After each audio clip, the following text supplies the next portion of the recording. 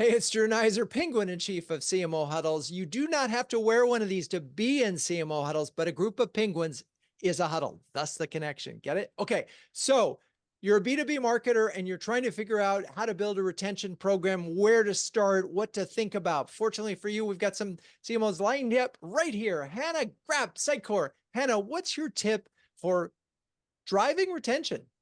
My tip for driving retention is look at the data, see how you can leverage it. Don't be scared to ask questions across the organization and from your peers on how to do this and how to do it well.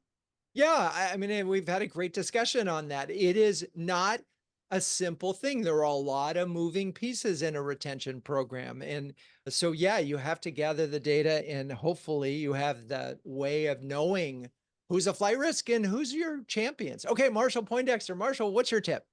My tip is, if possible, marry your retention marketing strategy with any kind of an account-based commercial strategy so that you are focusing in on the customers that are most at risk and building programs that are going to move the needle with those accounts in partnership with your sales, customer success, and product teams. Yeah, I mean, there's a lot going on in that answer. So I want to just make sure we connect the dots. So you're using ABM both as an acquisition tool, but also as a retention tool. And is that right? You're using the same kind of things, Marshall? Correct. Yes.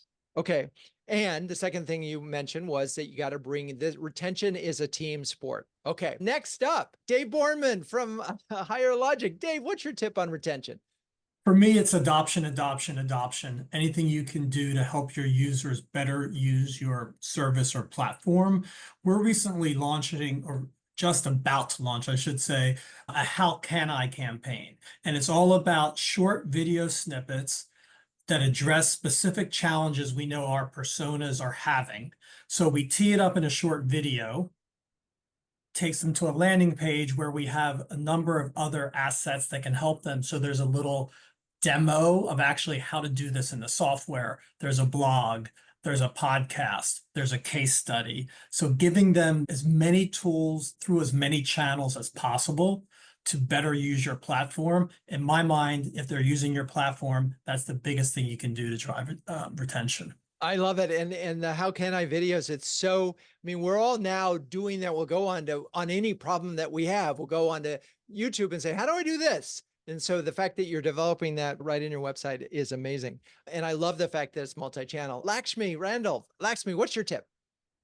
My tip is customer lifecycle marketing. Really understand your customer's current journey, how they are adopting your product or platform, their current use cases, and progress them toward new use cases. And that's the way to drive adoption, expansion, and retention. So let's talk about that a little bit. So when we talk about customer life cycle, there's a lot of data in there, right? I mean, you have to know what they're doing. And then just to give me a little more meat or actionable things when we talk about lifestyle marketing that folks listening can do.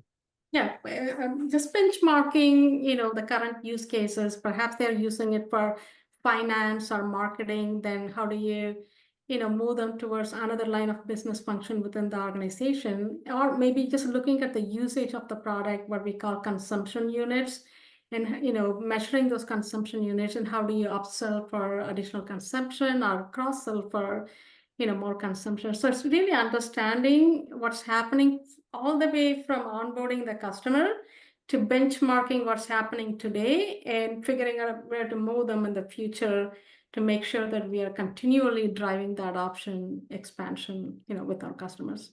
I love it. So we've come a long way in this conversation. We've come from pay attention to your customer, give them quality information, track the data, make sure they're using the product. And then if they're really happy, you have an opportunity to sell them a little bit more. Okay. If you're a B2B CMO who can share, care, and dare with the best of them, do yourself a favor and check out CMOhuddles.com. We're having amazing conversations all the time. We even have a free starter program. So check it out. I'm Drew Neiser. That's your Tuesday tip. Peace out.